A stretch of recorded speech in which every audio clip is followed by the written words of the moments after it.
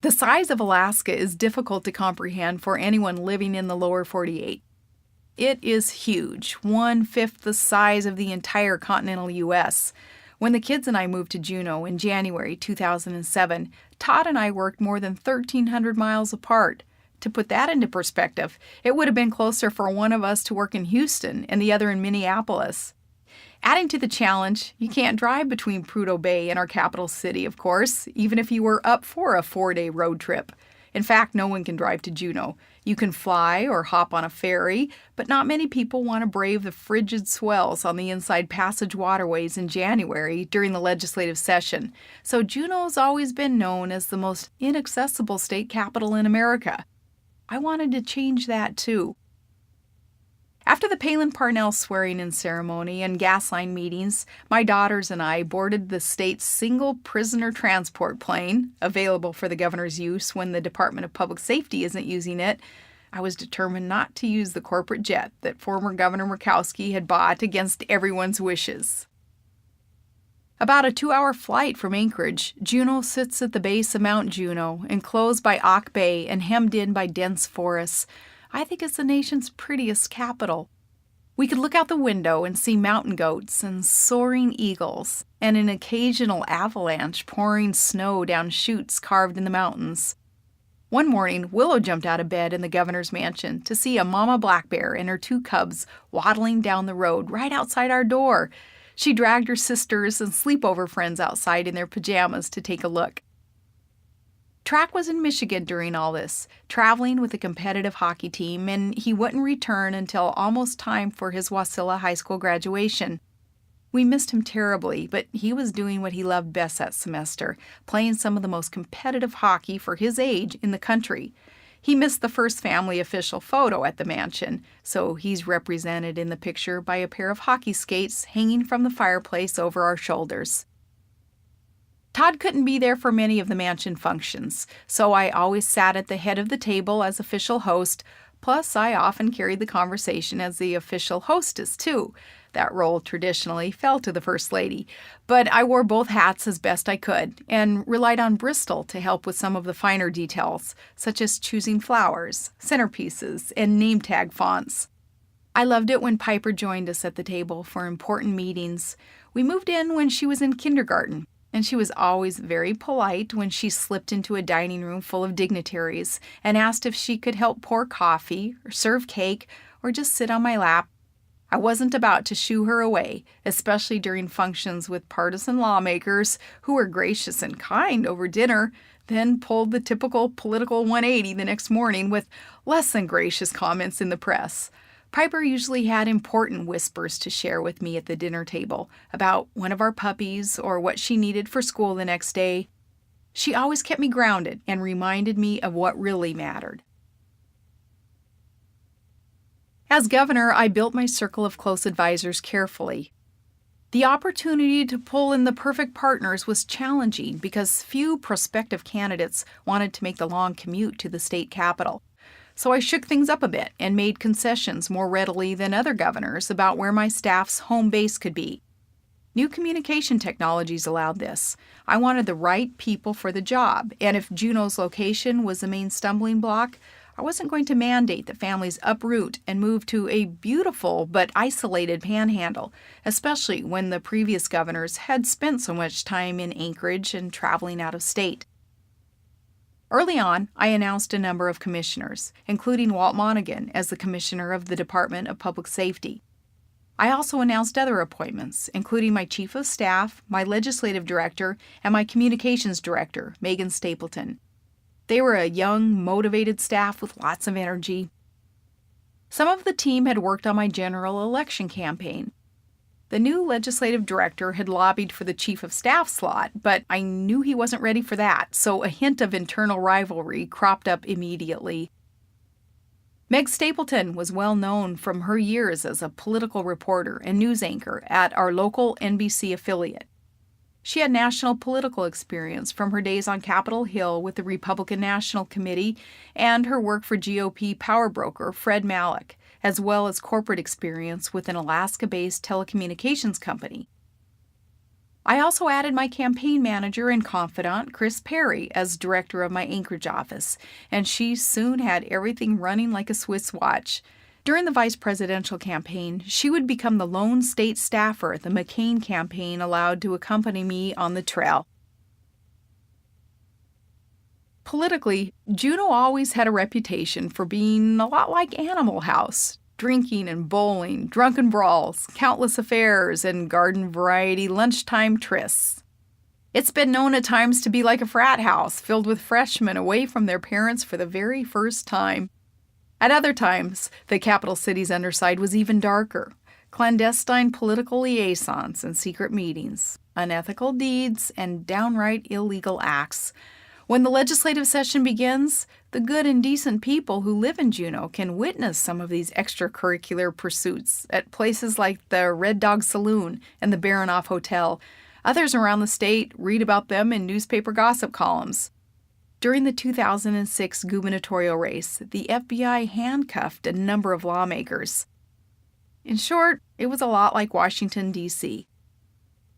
With a state to run, a husband on the slope, and an active family to shepherd, I didn't have a lot of time to follow the shenanigans. And though some held it against me that I didn't spend time on the cocktail circuit, I was confident in my priorities.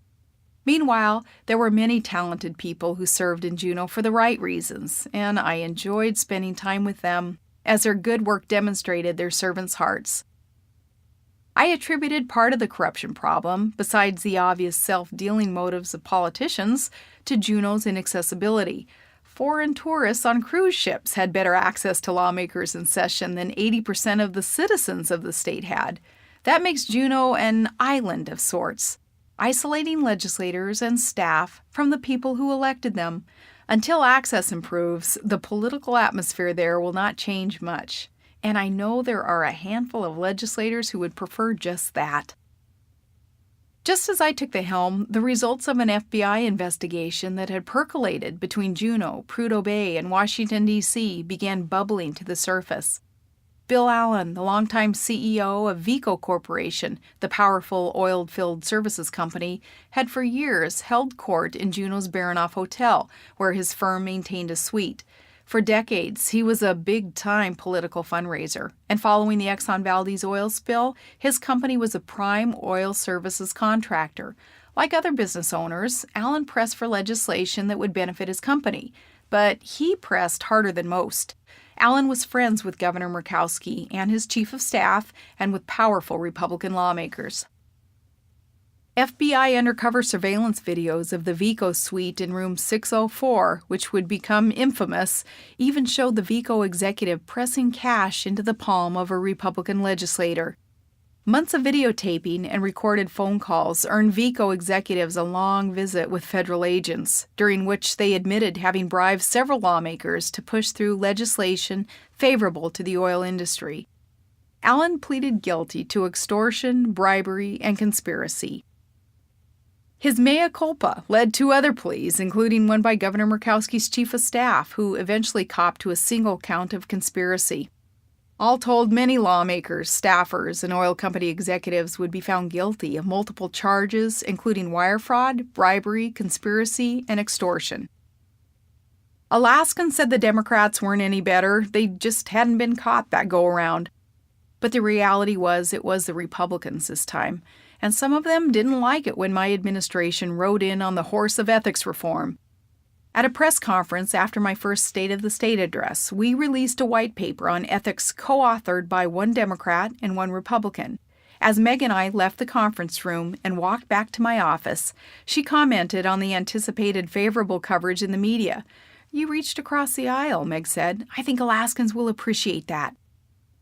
But my legislative director wasn't so happy. He had fought the release of the ethics paper because he knew it would rub legislators the wrong way and would shut the revolving door between the administration and outside lobbying jobs. He was right. The moment the press conference was over, he delivered the unsurprising news that GOP lawmakers were furious and wanted a meeting in my office. Now. About a half dozen paraded in. They brought me a message. Don't come down here and expect to change things. Don't paint all of us with the broad brush of corruption. You go clean the administrative house, but don't touch ours. I reiterated the need for reform. They reiterated their vast experience and implied my equally vast naivete. Then we all smiled graciously as I noted that yes, we would be working hard to change the rules for the executive branch too. Later, one lawmaker called Meg to his office to continue the conversation. I can tell you right now which bills will pass this session and which won't, he said. It's based upon one thing, relationships, and who's sleeping with whom. Wow, shocking to hear it from the horse's mouth. But instead of being discouraged by that, we took it as a challenge and set out to prove that we'd live up to our promise of reform and positive change. Managing a $14 billion budget as the chief executive of the largest state in the union with thousands of employees is more complex than managing a city like Wasilla, certainly weightier than managing a household of 7. But lessons learned on the micro level still apply to the macro. Just as my family couldn't fund every item on our wish list, we had to live within our means as well as save for the future. I felt we needed to do that for the state. I had 4 core principles as a foundation of our budget. Live within our means, expand resource development and industry, focus on core services, education, infrastructure, and public safety, and save for the future. As I reminded my staff, never forget you're spending other people's money. That should make us more prudent and serious than anything. Almost all of our state budget depends on development of Alaska's energy resources. The petroleum resource is non-renewable. When it's gone, it's gone. Not only is it finite, its value fluctuates. In 1999, the price of a barrel of oil was $9. In 2008, it was $140. Prices dependent upon so many factors: a war in a third world country, a hurricane off the coast, an angry petrodictator, new oil discoveries in foreign lands. And our revenue department has to estimate every year what the price of a barrel of oil will be in order for us to build the budget. Alaskans know the pain of wildly fluctuating oil prices. We learned our lesson about saving for the future the hard way. During the heyday of the Trans-Alaska Pipeline, we were living the good life. The price of oil was high and the boom was on, creating a gold rush of state revenue, which government spent as quickly as possible. We were still a vast, undeveloped frontier outpost in need of infrastructure, so the state spent fast. Then the smackdown. Oil bottomed out at $9 a barrel. There hadn't been much planning for the bust times. Alaskans began driving around with bumper stickers that read, "Dear God, give us another oil boom, and we promise not to piss it away this time." When that next boom came during my administration, we were determined to be conservative and accountable to future generations. As Thomas Paine said in 1776, "If there must be trouble, let it be in my day, that my children may have peace." Yet getting certain legislators, including Republicans, on board with budget cutting in a time of surplus was like turning off a free tap at the Red Dog. I was told more than once that I was crazy for not spending the money while it rolled in, because, as in every state, there were a lot of needs, especially for the children. At the time, both parties, nationally and locally, were spending uncontrollably. No wonder voters couldn't tell Republicans from Democrats. How can the GOP claim fiscal conservatism when we let our own party's congressional delegations fund things in the federal budget, like the new monument to honor the mules and pack animals in California?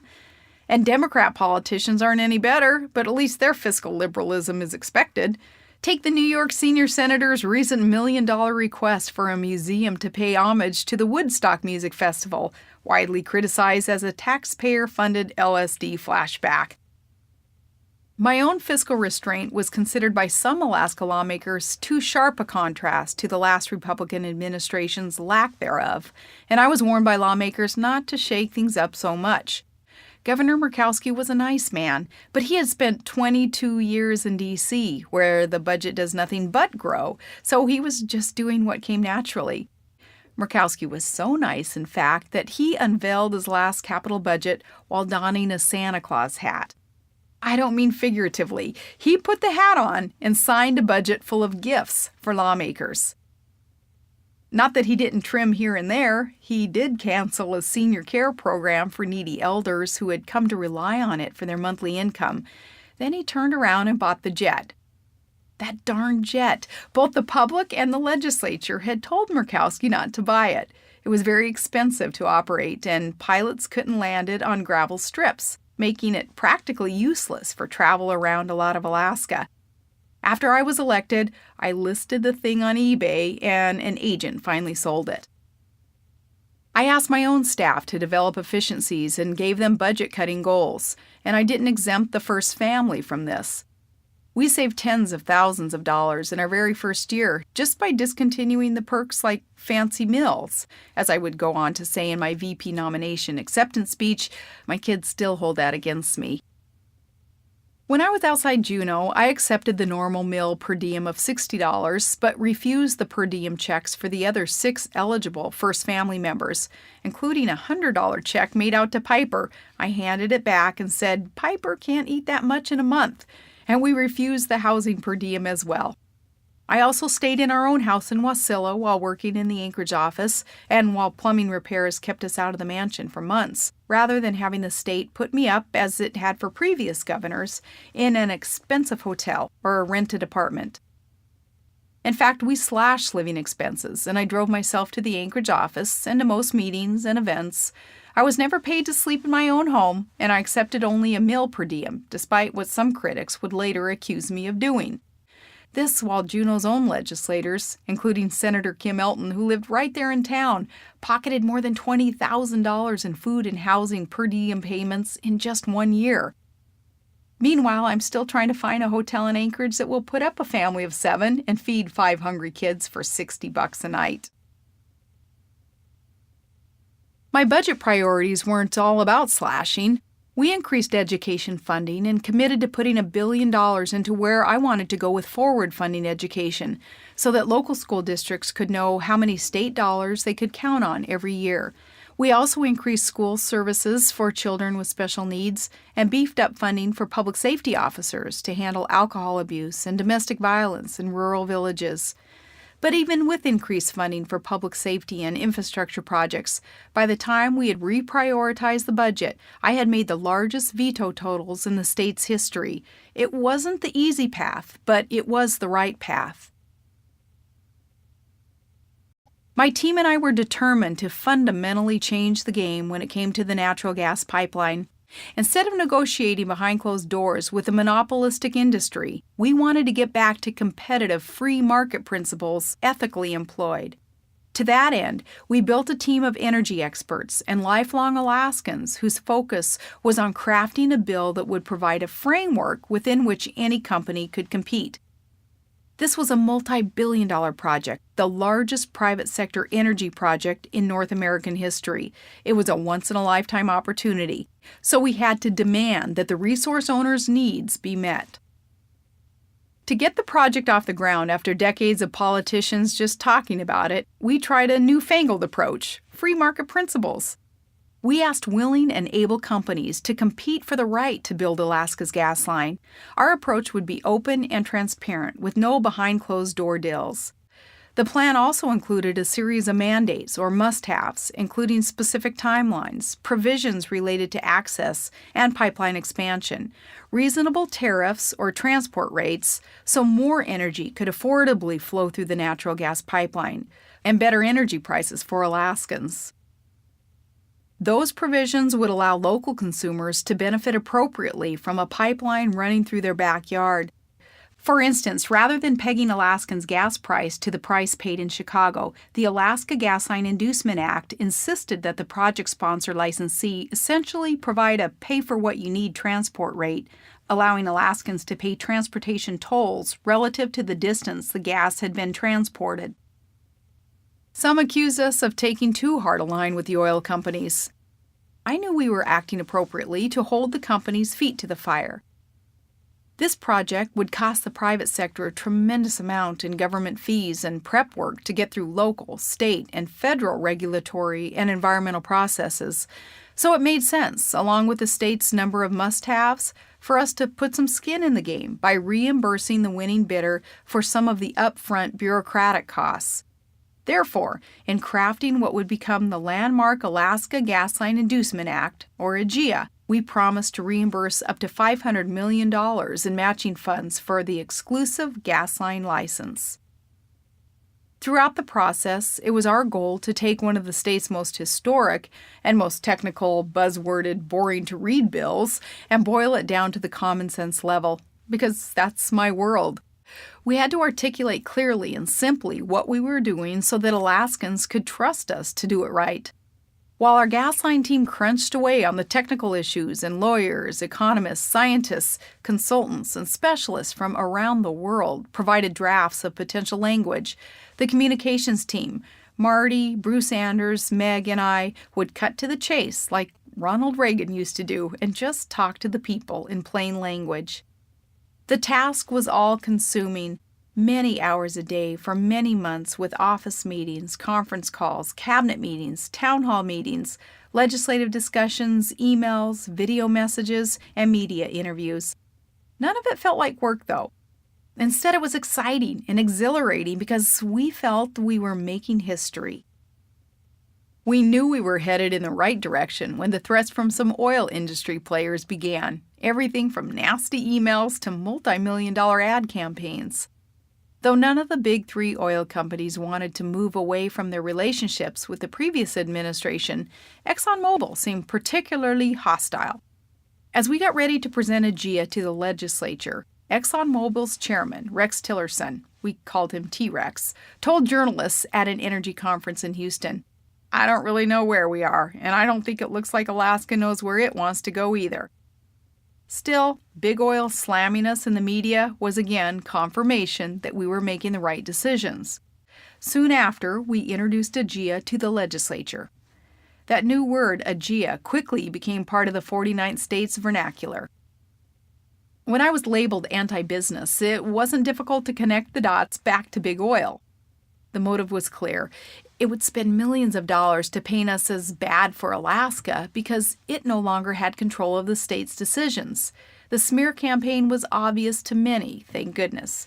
I attribute that to the fact that we conducted business out in the sunshine for everyone to see, and the people appreciated that. My administration's approval rating hit an all-time high. After much debate, the legislature adopted the Alaska Gas Line Inducement Act, or AGIA. In the end, only one lawmaker voted against the measure. I loved every part of my job, but the toughest part was meeting with the families of fallen soldiers. As governor, I attended many military funerals, too many. Lieutenant Governor Sean Parnell and I made sure that one or both of us made it to as many military events, services, deployments, and glorious homecomings as we could. We would cancel other scheduled events in order to attend. I attended deployments where I spoke to thousands of soldiers headed to the war zones. I spoke at their homecomings and noted with a heavy heart that there were fewer than we had said goodbye to a year earlier. I spoke at memorials and cried with Blue Star moms who had to endure the mournful call of taps, the 21-gun salute, and the final roll call. And I was nearly speechless with grief when I saw those moms change their blue stars for gold ones. As governor, I was commander-in-chief of the Alaska National Guard and was privileged to visit Alaska troops in Kuwait in 2007, stopping in Germany to visit wounded warriors at the Landstuhl Regional Medical Center. I traveled without staff because the U.S. State Department wanted me to travel with federal officials from the Pentagon instead of local officials. I saw our Alaskans sweltering in conditions that had the mercury soaring 150 degrees above the temperatures they'd left in some of their towns and villages. They were half a world away from their families, their beloved mountains and crisp air, the alpenglow in the evenings, and their hunting and fishing, yet I never heard a complaint from any one of them. I had a couple of Alaska-style town hall meetings over there and conducted re-enlistments in the desert, and when a number of them decided to drive down the road into Iraq to conduct the ceremony, we did. Instead of complaining about the war or the hardships they faced, what our soldiers wanted to know was, how were the king salmon runs? And since it was almost moose season back home, they asked me, was there any way I could finagle our fish and game department into extending their hunting permits until they returned? I promised I would do that. 2 summers later, I would head overseas again to visit our guard in Kosovo and spend another day visiting the wounded at Landstuhl. Amidst the peacekeeping mission we were undertaking in Kosovo, I was impressed with the troops' hospitality as they served me smoked salmon and a big Alaska flag cake that we shared under an Alaska Aces hockey jersey. Pictures of home decorated the entire base, the Big Dipper proudly displayed everywhere I looked. The spirit of the medical team at Landstuhl will change your life if you experience it. This talented medical staff, who could have been anywhere, chose to be there, tending our wounded warriors. USO volunteers are there too, selflessly giving their time and energy to lift the spirits of our soldiers. During my last visit, I met 2 soldiers whose legs had been blown off just a couple of days earlier. One had just been given the news by doctors the day before. And yet, when I had the privilege of shaking his hand, he only wanted to ask about his fellow soldiers down the hallway who had also taken the IED blast. Another young soldier, who reminded me of my son, was concerned that the surgeon would mess up the newly inked tattoos on his upper arms. "Watch my artwork, Doc," he told Landstuhl's staff before he was wheeled into surgery. One soldier was there on life support. Doctors were helping him hang on until his family could arrive from the United States so they could say goodbye. I love those men and women in uniform and all those who were supporting them with the mission. The troops were sacrificing so much. I obviously saw my own son in their eyes, but in addition, as I felt that sweet, healing spirit of selflessness in Landstuhl's medical staff, I saw the very best of America. In late September of 2007, I flew to New Orleans to keynote an oil and gas conference. I had noticed some peculiar yet familiar physical symptoms, like the smell of cigarettes making me feel more nauseated than usual. For a few weeks, I brushed these things aside, but by New Orleans, I had begun to suspect something else. There was no way I could buy a home pregnancy test in Alaska. The cashiers would know, the people in line would know, and the next thing I'd see would be a headline. The last time I'd tried, about 7 years before, one of the Elite Six had caught me at the grocery store trying to hide one in my cart. That was when I was mayor. As governor, I knew that my life was even more of an open book, and there were a few things that I thought were not for public consumption, at least not at first. Since nobody knew me in New Orleans, I asked my security guy to drop me off at Walgreens. Back at the hotel, before my speech, I followed the instructions on the pregnancy test box. Slowly, a pink image materialized on the stick. Holy jeez. Todd and I had always dreamed of a big family, and he especially dreamed of having another boy, bookends for his daughters. I quickly prayed about this surreal situation. First, that I'd even be able to fathom it. I was happy that we'd finally have our starting 5, but I could hear the critics now. She'll be distracted from state business. She won't be physically up to the job. That's what we get for electing the first woman governor. My administration was making great progress on issues important to the state. No one could deny that we were on a roll. I dreaded the reactions and comments from the Neanderthals who would think of this pregnancy as a distraction. I sighed and stared at the ceiling. These are really less than ideal circumstances. And for a split second it hit me. I'm out of town. No one knows I'm pregnant. No one would ever have to know. It was a fleeting thought, a sudden understanding of why many women feel pressured to make the problem go away. Sad, I thought, that our society has elevated things like education and career above the gift of bringing new life into this world. Yes, the timing of this pregnancy wasn't ideal, but that wasn't the baby's fault. I knew, though, what goes through a woman's mind when she finds herself in a difficult situation. At that moment, I was thankful for right-to-life groups that affirm the value of the child, that say, yes, every child has value and a purpose and a destiny. My thoughts ran the gamut, from the fact that I was no spring chicken to the reality that now I wouldn't be looking at an empty nest for a long time. I remembered the Old Testament story of Isaac's parents. Yes, Lord, I thought, my name is Sarah, but my husband isn't Abraham. His name is Todd. Unlike the Sarah of old, though, I couldn't laugh with delight, not yet. I didn't want to tell Todd on the phone, so I concentrated instead on my role at the conference for the rest of the trip. I discussed with representatives of other oil and gas producing states what America's needs are and how we can become energy independent. I also assumed chairmanship of the Interstate Oil and Gas Compact Commission, where I could help influence Congress and the White House on energy and security issues.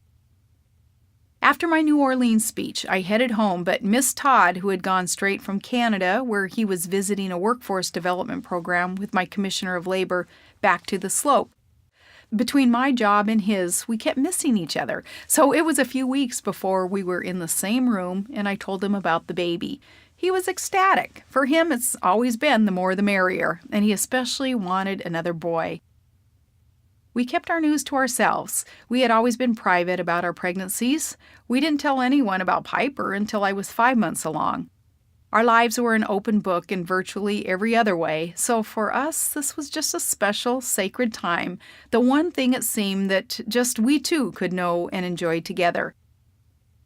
Later, I saw my doctor, Kathy Baldwin Johnson, at our Healthcare Commission conference, where I had appointed state officials and private professionals to discuss free market solutions to the state's healthcare problems. I addressed the group and then looked for Kathy, whom we called CBJ. She had been named Family Physician of the Year by the American Academy of Family Physicians in 2002, and she had also launched a facility for sexually abused children. She was admired by many around the country for her extraordinary skills and especially her compassion for patients. I had witnessed that firsthand. Between Willow and Piper, I had had a second miscarriage. But instead of treating our loss as if it were something to ignore, CBJ had been so kind, so caring, she even cried with me when she had to deliver the news that we'd lost the baby. After that loss, in my own heart, I'd also noticed a change. My first miscarriage had sent me into a valley of despair, but I'd made it through to the other side. Like everyone else, I coped differently with each episode of grief. I grieved when I had that second miscarriage, too, but with so many people now depending on me, I had to react differently. Life does toughen up your reactions to devastating news. At the health conference, I spotted CBJ and smiled at her when I slipped her a note on the way to the exit. I wrote, "I need to come see you." At about 12 weeks along, I visited CBJ at her Wasilla family practice. After the exam, we sat down together in her office, decorated with Alaska quilts, some of which she sews herself and gives to babies she delivers, like the Noah's Ark-themed blanket she'd sewn for Piper years earlier. She looked at me kindly. "Well, you're 43, so there's a higher chance of certain abnormalities." Then she showed me some statistics, one of which said I had about a 1 in 80 chance of having a child with Down syndrome. "We discussed all this when you had Piper, and I remember you said abortion wasn't going to be an option, so I just want you to keep in mind that there is some chance everything isn't going to be as perfect or easy as your other pregnancies." I wasn't worried. I was healthy as a horse with 4 perfectly healthy children. Besides, my sister Heather already had a special needs son, Karcher, who had autism. He was our family's angel boy. In our family, we always said God knew what he was doing when he gave Heather, the most nurturing of the Heath sisters, the child with special needs. Among all of us, she was the one with the tender spirit who could not only handle but even thrive with a child with challenges. And in fact, she had chosen working with children with special needs in public schools as her profession. CBJ said she'd like me to have a sonogram, so I walked into the office across the hall. The technician was a sweet, funny older lady who'd been doing the procedure for decades. She prepped me, and we joked about a lot of things while she pressed the wand across my belly. Then she got a little quieter. Suddenly, I flashed back to the grim sonogram I'd had when that first stoic doctor said, "There's nothing alive in there." Now my breath caught, waiting. Then the technician smiled. "I see boy parts. Would that be good?" Relief blew through me like the Matsu Valley wind. Yes, that would be perfect. God is so good, I thought. He knows what's best. She kept passing the transducer across my abdomen, more slowly now. It seemed to be taking a long time. "Oops, sorry, not sure on the boy parts after all. Your baby might be a girl." By then she was taking so long that I didn't care whether it was a boy or a girl. "A healthy 4th daughter would be great. Yep, just fine. Please tell me all is fine." Then the technician said, "The baby's neck is a little bit thicker than what we would normally see." My first thought was, 12 weeks along and you can already measure the baby's neck? Amazing! Then, a bit more somberly, I remembered that somewhere along the line I had heard that that was a sign of Down syndrome. A whisper of fear tugged at my heart, but I brushed it away with a thought, God would never give me anything I can't handle, and I don't think I could handle that. God knew me. I was busy. Gotta go, go, go. I'd always yapped about how lucky I was that my kids were all healthy, overachievers, self-sufficient. Now I thought, I've got a tough job and other kids who need me. I just couldn't imagine how I could add a baby with special needs and make it all work.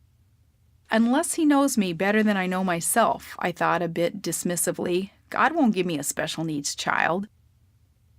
CBJ called me the next day. Combined with my age, she said, the sonogram pictures meant there was now a 1 in 12 chance the baby had Down syndrome. So I thought that still means about a 90% chance that everything's fine. There's a doctor in Anchorage I want you to go see, a geneticist, she said. I'm also offering you an amniocentesis, the common prenatal test for genetic abnormalities. I had always flippantly declined the amnios before, thinking they didn't matter since I confidently asserted I would never abort anyway. But this time I said yes. This time I wanted information. If there was something wrong, I wanted to be prepared. Todd was out of town on the day of the appointment, so I visited the geneticist alone, through a back door, under my maiden name. I felt a bit of fear. 3 days later, I was in my Anchorage office when CBJ called. I thought it was strange she would give me the results. I could have sworn that the nurse said she'd be calling. I still remember what time it was, 2:22 p.m. I have the amnio results, she said. I think you should come to my office in Wasilla. Can you come now? No, just give me the results over the phone, I said, indulging in a little self-denial. If I just stilled myself, I thought on some wishful level, if I just took the medicine straight, maybe God would reward my guts with good news. CBJ hesitated, then said, No, I really think you need to come out here. Kathy, I've got so much to do here today. It's okay. Whatever it is, it's fine. Just go ahead and tell me now. Okay, she said softly. This child will be born with Down syndrome. I'm coming to Wasilla. I interrupted and hung up the phone. I was shocked beyond words. Shocked that this was happening. How could God have done this? Obviously, he knew Heather had a special needs child. Didn't he think that was enough challenge for one family? I drove the 45 minutes to Wasilla, gritting my teeth. I'm not going to cry. I'm not going to cry. My stoicism in difficult times had always bugged and puzzled my friends and family. Bristol once asked, Mom, why don't you ever cry? The rest of us are watching some movie, crying our eyes out. You're just sitting there. Shoot, my mom used to cry during the Mean Joe Green Coca-Cola commercials. Though I didn't tell Bristol this, I choke up all the time at the Star-Spangled Banner, at any military event, seeing newborn babies, but secretly where no one can see. Maybe it was because I'd grown up hunting and fishing with the guys, throwing elbows on the basketball court. Even when my heart was breaking on the inside, I just never wanted to seem weak. Now, as I pressed the accelerator past the speed limit toward Wasilla, my eyes stayed dry and my mind raced. Maybe the test is wrong. Maybe my results are switched with somebody else. Maybe it's a mistake. God, are you listening? But when I got to CBJ's office, she showed me the pictures. There was an extra copy of chromosome 21. It's a boy, she said. A boy, you're sure? Thank you, God. For me, that was a glimmer of light, and I let it warm me as CBJ walked out of her office and returned with a book for expectant parents of babies with Down syndrome. I thanked her and laid it on my lap, unopened. I just wasn't ready. My sisters were the ones who could handle this, not me. Did I have enough love and compassion in me to do this? Don't you have to be wired a little differently to be gifted with the ability to raise a special needs child? A child who isn't perfect in the eyes of society? I didn't know if I should be ashamed of myself for even thinking these things. I read that almost 90% of Down syndrome babies are aborted. So wasn't that a message that this is not only a less than ideal circumstance, but that it is virtually impossible to deal with? Now, just a couple of hours into this new world, I could not get my arms or heart around it. That fleeting thought descended on me again. Not a consideration so much as a sudden understanding of why people would grasp at a quick solution, a way to make the problem just go away. But again, I had to hold on to that seed of faith. Todd finally returned a few days later. He plopped down on the bed, still in his winter coat. I handed him the sonogram pictures, and that's when the dam broke. I could let my guard down. "It's a boy," I said between the tears. "It's definitely a boy." He looked up at me, and his eyes filled with tears. "See, Sarah, God knows what he's doing. This is great." I stood beside the bed. I didn't know how to say it any other way but straight. "The baby has Down syndrome." Todd didn't speak.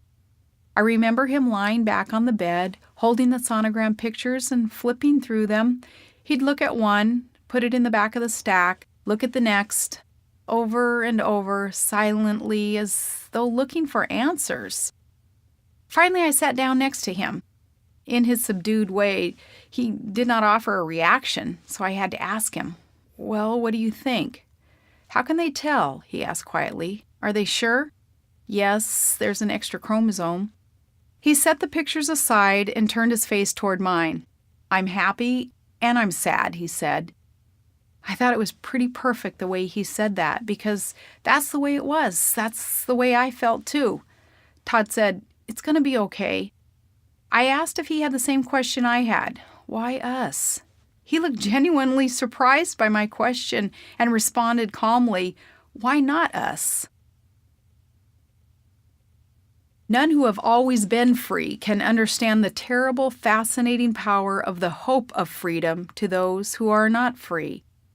Pearl S. Buck wrote those words many years before the lean, proud, newly shorn young men standing before us were even born. The bleachers chilled our backsides as moms, wives, and girlfriends, and contemplative military dads, many teary-eyed, watched soldiers march in unison across a Fort Benning field in January 2008. As we watched rank upon rank march in front of us, it seemed true what they say about boot camp changing boys into men.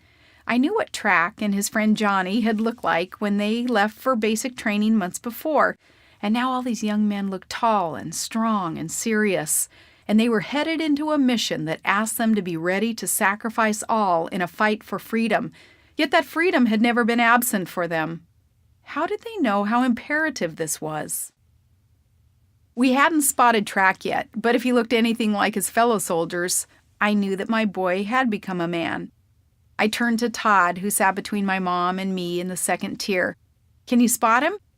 Piper searched, shaded her eyes, then clapped her hands for all the soldiers. "He's right there," she said, pointing left. "He's right there," Todd said, pointing right. "No, that's him," I said. "I think. Maybe not."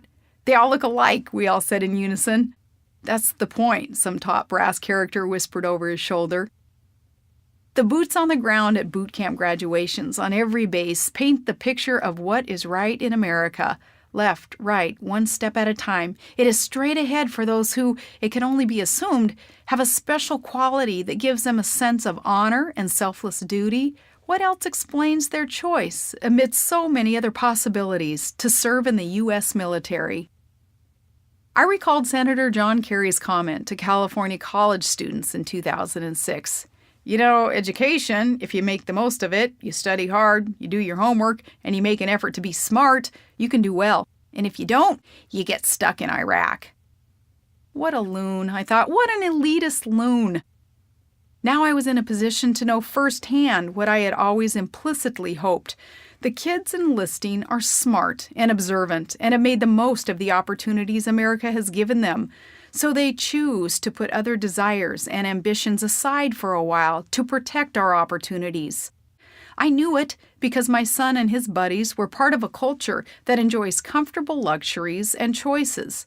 Boys who knew that once they graduated high school, the world was their oyster. And here they chose to make sacrifices and give up luxury and comfort. They have within them a willingness and drive to fight for freedom, the absence of which they do not even know, and that fascinates me. I thank God for the second greatest generation marching in front of us, because if not them, who? I was busy shuttling back and forth to Juneau with energy and education reform issues stacked on our administration's plate.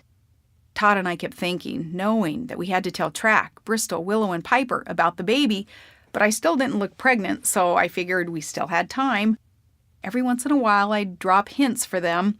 Sometimes life throws you a curveball, but how thankful we should be that life is never boring.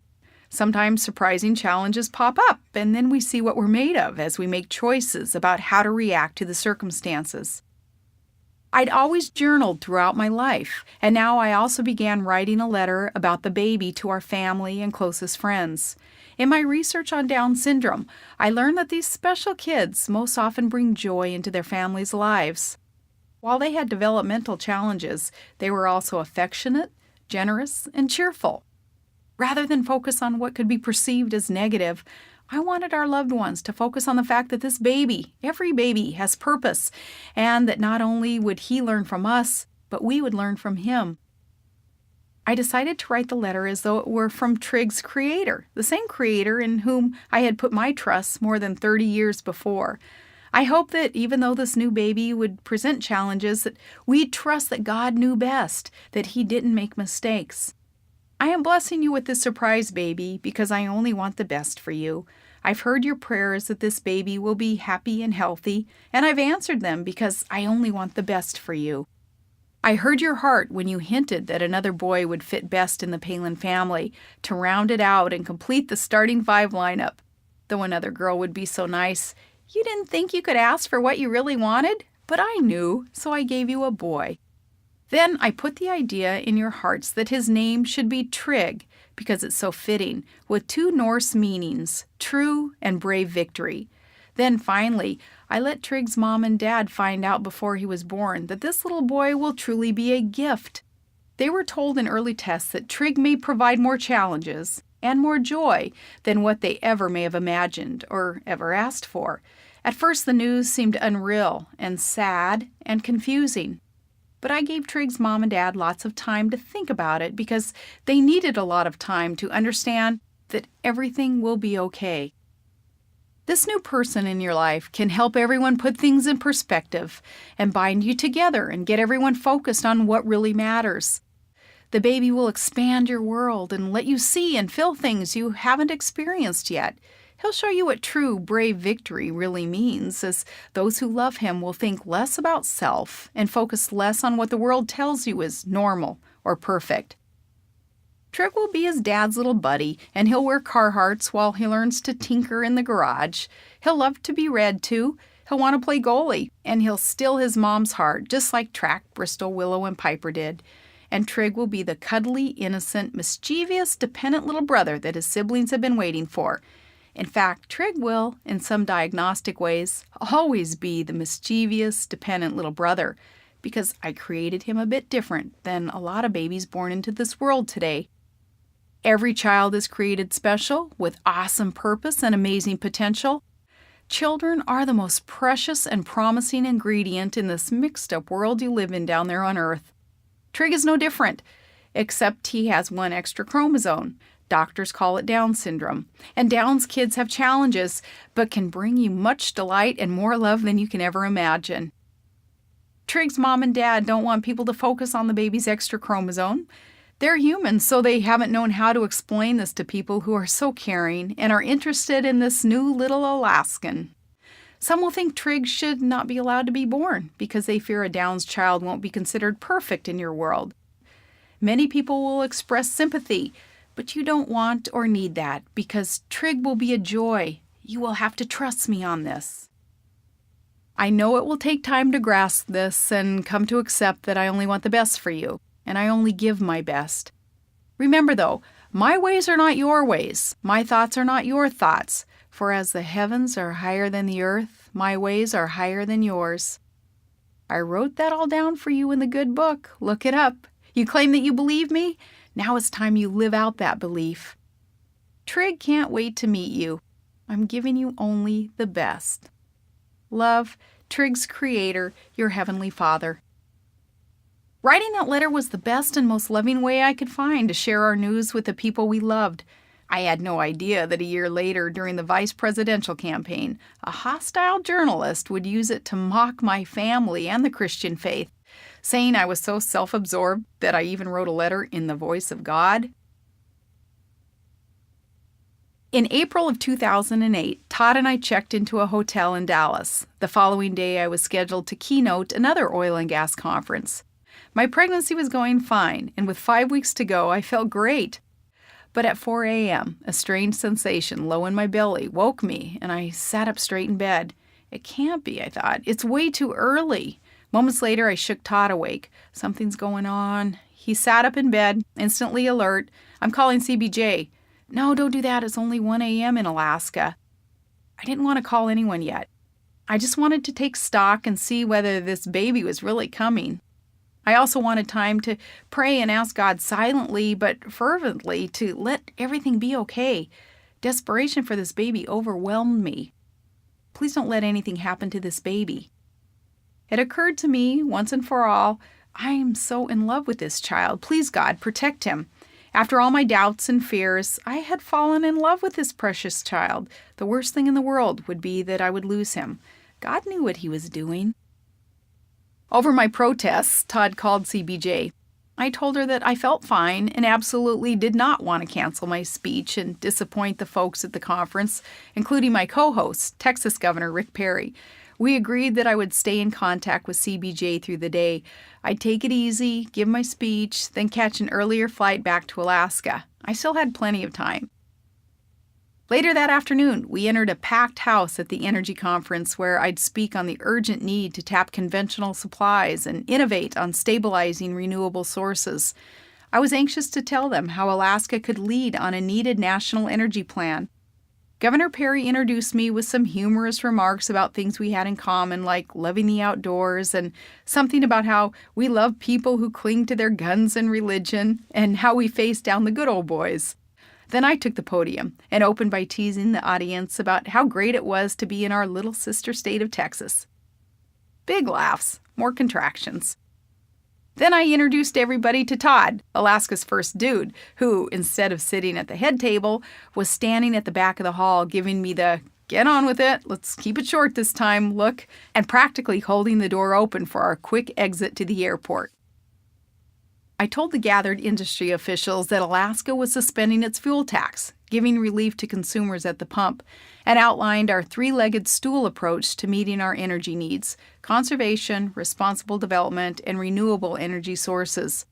Thus, we set a goal of drawing 50% of our electricity generation from renewable sources, an unprecedented policy goal in the United States. We would also use the earnings from a multi-million-dollar renewable energy fund for projects like hydropower, along with wind, geothermal, and biomass. Those projects could not even flirt with snake oil science, I insisted. They must be doable, economical, and real. Finally, Alaska would lead America toward energy security and a cleaner, safer world through responsible development of our conventional sources as we built our Aegea gas line. And I reminded Texas that there is an inherent link between energy and security, energy and prosperity, energy and peace. The audience graciously gave me a standing ovation. Then I handed the mic back to Rick and walked off the stage. "Hey," Rick drawled over the sound system with a chuckle, "we're not finished with the program." I turned around, smiled, waved, and kept moving. "I know you're pregnant," Rick said, joking into the mic, "but don't tell me you're going off to have the baby right now." The audience laughed. I smiled and waved goodbye. I thought, if you only knew. Many hours and 2 plane flights later, with Todd and our daughters nearby, I delivered Trig Paxson Van Palin into the world at Matsu Regional Medical Center. When the nurse placed him in my arms, I was overwhelmed with love and with wonder. I knew God had answered my prayer so completely. He just nestled softly into me as if to say, "I'm here, Mom." I was glad God brought him to us early. We were so anxious to meet him. I hadn't known what to expect. I didn't know what he would look like or how I would feel. But when I saw him, my heart was flooded with unspeakable joy. I knew that not only had God made Trig different, but he had made him perfect. The girls gently cooed and cuddled and quietly helped swaddle their new baby brother. Todd beamed. I heard him whisper to CBJ, he doesn't look Downs. CBJ looked up at Todd and gave him a kind, knowing smile. When I look at my beautiful son today, I know what her smile meant. She sees it in the eyes of other parents who have a child that perhaps our world doesn't consider precious or prized. I see photos of Trig and can recognize the physical traits that let all Down children look like brothers and sisters, the characteristics that may puzzle some who, just like me a few months prior, don't yet understand. But looking at these children in real life, we see only perfection. Go to hell, but resign first. The message was pithy and concise, and it reflected the sentiments of some in the oil industry toward me and my team. But this particularly crisp instruction was sent to DNR Commissioner Tom Irwin by a North Slope Oil Services Company employee. Tom Irwin, my oil and gas expert's recent actions had prompted the email. For the 22nd time, ExxonMobil had submitted its plan to begin drilling in the Point Thompson unit, but still had not drilled. These domestic supplies of energy were needed, so with my full support, Tom played hardball and took steps to prove that ExxonMobil was in default of its lease agreements. My administration announced that for the state's and country's sake, ExxonMobil would no longer be allowed to just warehouse America's resources. After all these decades, if the largest company in the world wasn't going to abide by its contracts to drill, we would rebid the leases and find a company that would. That resulted in the kind note to Tom from an industry player about his employment future and eternal destination. Adjacent to the much-discussed Arctic National Wildlife Refuge area, Point Thompson is a North Slope parcel of state-owned land that holds trillions of cubic feet of clean natural gas and an equally enormous amount of oil. The leases in question were the subject of a prior expansion that would substantially enlarge the area in which ExxonMobil was permitted to drill. Of course, the big question was, why would DNR approve an expansion when ExxonMobil had sat on the unit for more than 25 years and had never successfully sunk a drill bit? The Murkowski administration had even recognized the injustice of the situation and had begun taking steps to force ExxonMobil to drill or relinquish its leases. ExxonMobil had recently been fined $20 million for not drilling. The company paid the fine. To them, it was a drop in the bucket. When my administration moved to Juneau, we agreed with the Murkowski team's opinion and told ExxonMobil its leases would be history unless we saw action. The oil giant's MO is to tie up issues through litigation. It threatened to sue. We said, okay, we know the way to the courthouse too. When you deal with oil executives, you have to remember that they are used to winning. They also spend a lot of time in foreign countries dealing with leaders who carry pistols and whose bodyguards carry AK-47s. Meanwhile, the executives themselves are armed with bottomless bank accounts and highly trained platoons of fire-breathing lawyers, thus reminding our friends in Big Oil that they have a contract that they're obligated to fulfill was really not going to scare them. A $20 million fine? Pocket change. But with their leases on the line permanently, the question ExxonMobil executives finally had to ask themselves was, do we really want to give up prime parcels that are loaded with billions of dollars worth of natural resources that the public and our shareholders want us to develop? As Alaska Oil and Gas Conservation Commission chair, when I wasn't butting heads with the state GOP, I was getting a thorough education in issues surrounding oil and gas recovery and production. I also learned that in the energy industry, you have to send messages independently to each group. To explorers, you speak of expansion and access to get their new discoveries to market. To producers, you speak of inducements such as stable investment climate. To pipeline owners, you speak of open seasons and shipping and tariff rates that let them recover costs. Most important, to the resource owners, in this case the people of Alaska, you speak of getting the oil safely out of the ground into our cars and homes and businesses to provide economic and security benefits. 2 days after my first State of the State address, I spoke to a group of energy explorers at an industry breakfast. It provided me with the perfect opportunity to set that stage and let our most powerful industry know how I would lead. Among the messages that I wish to send, Alaska is now open for business. I said, you in the industry make your living by providing the goods and services necessary to get Alaska's resources to market. You live by contracts and legal obligations. Leases and unit agreements are contracts. Lessees must develop the public's resources or give back their leases. ExxonMobil needed to develop now or let others compete to do so. In the larger scheme of things, I also knew that unless we accessed our known reserves on state lands, it would be much more difficult to argue for access to federal lands, such as the Arctic National Wildlife Refuge. We had to prove we could do so safely and ethically before the feds would let us develop in more controversial areas. It all dovetailed together. As a state chief executive sitting across the table from well-heeled, lawyered-up oil executives, it was a given. You have to be committed to the position that is right for the people who hired you. You can't blink, and we didn't. Once we put our foot down, we won ruling after ruling after ruling. May 1st, 2007. Superior Court Judge Sharon Gleason denied a motion filed by producers in the former Point Thompson unit to stay their appeal of our lease termination. May 22, 2007. Judge Gleason refused the producers' motion to separate issues on appeal and also denied their request that the court not give deference to DNR's expertise. December 26, 2007. DNR was found to have acted properly when it rejected ExxonMobil's plan. When you know you've made the right call, you stand your ground. DNR had made the right call. We would now see development. Victory! 2 years into our term, Rolagons, packed with drilling equipment, started driving up the long ice road to Point Thompson to deploy hundreds of new workers in their hard hats and steel-toed boots.